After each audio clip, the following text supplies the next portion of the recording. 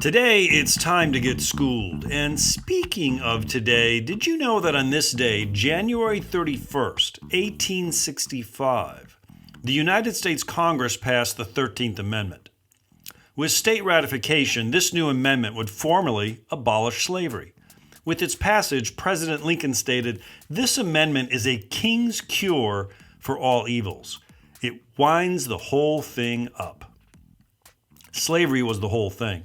It was the thing that cast a dark shadow over the revolutionary language of the American Revolution. America's commitment to equality for all under the law was never taken seriously as long as slavery was protected. Ultimately, a civil war redeemed America from its original sin, but it would need to be put into law for it to stick. The U.S. Civil War cost over 600,000 lives.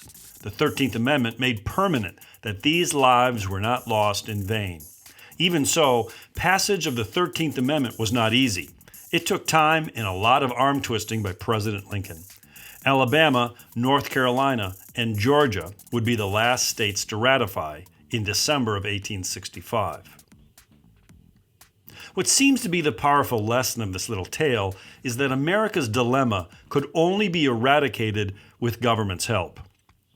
There are some who want to argue that law has its limitations, that big government too often presumes that it can fix all of our problems.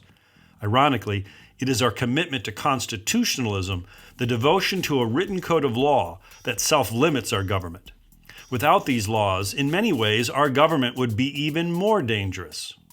Again, critics would cite examples such as civil rights laws or restrictive gun legislation as being ineffective when changing human behavior. We cannot afford to wait, however, for culture to catch up to our injustices.